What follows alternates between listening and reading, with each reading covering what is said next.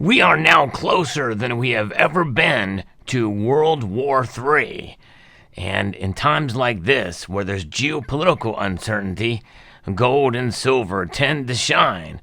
So we should watch and see what they do, and I'll explain as we explore.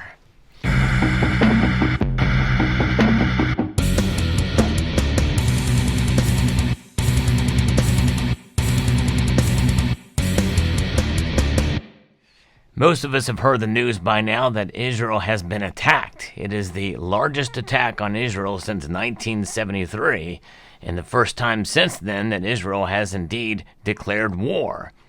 We are now seeing war on two different fronts now, full-scale wars in Ukraine and also in Israel. And that leaves us to wonder, well, where is all this going? Is it just isolated to those two regions? No, it is not. But I'll get to that in a moment, because even major media are starting to recognize that the appeal of safe haven assets is something that is going to be on the top of mind for investors out there. Reuters is reporting this. The attack on Israel is likely to boost the appeal of gold and safe haven assets. The violence in Israel will likely prompt a move into safe haven assets as investors closely watch events in the Middle East to gauge geopolitical risk to the markets. And this is why this dollar bill is here. And you'll notice that it's underneath this American-made rifle. Yes, indeed, this is and what's going on. What happened? Global events that we've been seeing since 2021. But really, for all intents and purposes, one can make a cogent argument that this has been occurring much longer than that, where American money is being used to fund terrorist organizations and opposition, and even money and weapons left in Afghanistan that very well could be used right now in Israel against Israel. I've been watching some of the videos, and you see them holding what appear to be M4 rifles there in Israel. The Palestinian Hamas terrorists are using those guns, and more likely they got them from the Taliban probably. But also Iran as well too. And there's two separate times that Iran has gotten money from the United States. Most recently was on, ironically, September the 11th to the tune of $6 billion. But really, when you think about it, when it all comes down together, it's billions and billions of dollars more that they've received since the last decade. And a lot of that money is going towards this type of activity. A blatant attack on Israel. Gunmen from the Palestinian group Hamas entered Israel in an unprecedented attack on Saturday. Western countries led by the United States rightfully denounced the attack and pledged support for Israel. Rising geopolitical risk could see buying at assets like gold and the dollar potentially boost demand for U.S. treasuries, which have sold off aggressively. Now, this is a good example of why people need gold in their portfolios. It's a perfect hedge against economic or international turmoil, according to the chief market economist at Spartan Capital Securities, who predicted the dollar would also benefit. Anytime there's an international crisis and turmoil, the dollar strengthens. So yes, indeed, and that could mean that gold and silver could actually go down. Now, for those of you who may not know, every Sunday night I do a market watch, a live market watch as the markets open up in Asia. And there's been times, especially when there's economic turmoil and crisis. I remember Iran launching a strike into Saudi Arabia back in 2016. Gold popped up above over $1,600 an ounce, which back then was a pretty big deal. Now we would love to see $1,600 gold again. But nonetheless, if the dollar were to strengthen, we very well could see prices for gold and silver actually fall a bit. And that could provide an opportunity for investors or for those who want to hedge against what we're seeing now. Now, this does bring us much closer now, because you think about what's going on. Where is all the money in Ukraine going?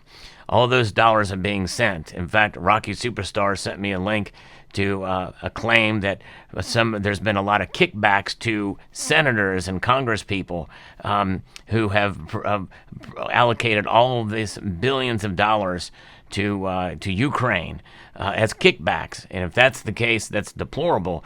But even more, what could be happening is some are claiming that some of that money and weapons has funneled through to Hamas. And that would be horrible if that's true too. I don't know, but the fact that some of that money has not been tracked, or there's no accountability, or not very little accountability for where that money is going, it makes you wonder if how somehow it's being used for corruption in the middle of a war, which would be a disservice to Ukraine just as much as it would be to the United States taxpayers.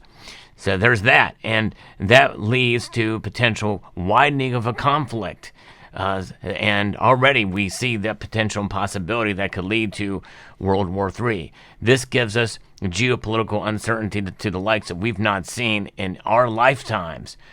Couple that with what China has their eyes set on Taiwan, and they could use this turmoil and unrest as a chance to make their move in Taiwan. If that occurs, especially if it occurs in the next couple of months, it is going to be a very, very dicey situation by all stretch and all measures. And that means that we should watch gold and silver to see what happens, because no matter what the strength of the dollar would be at that point in time, people just may be nervous all around, and they may decide to accumulate more gold and silver to protect themselves in these uncertain times.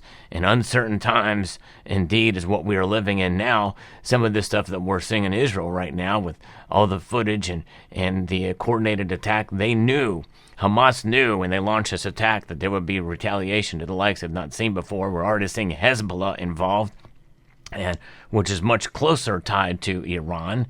And we see that kind of activity occurring.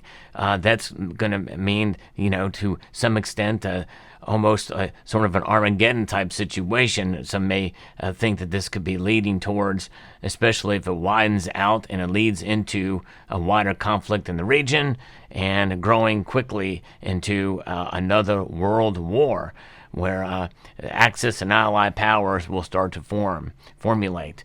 And it's very scary. It really is.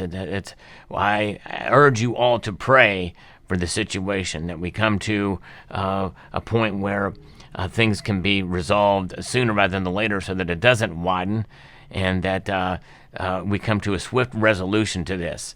But regardless, it's times like these, and I don't mention geopolitical uncertainty a whole lot. It usually revolves around economic uncertainty.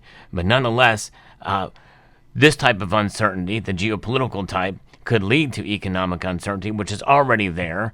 We already have high inflation, not just here in the United States, but around the world. And that high inflation is something that is just going to exacerbate this, because more money is going to need to be printed to fund these wars. And certainly we are going to provide money and support for Israel here in the United States, while we're already spending to the tunes of all this millions and millions of dollars, billions of dollars to Ukraine. And where does it end? And where does it begin for the next road? What about the United States border?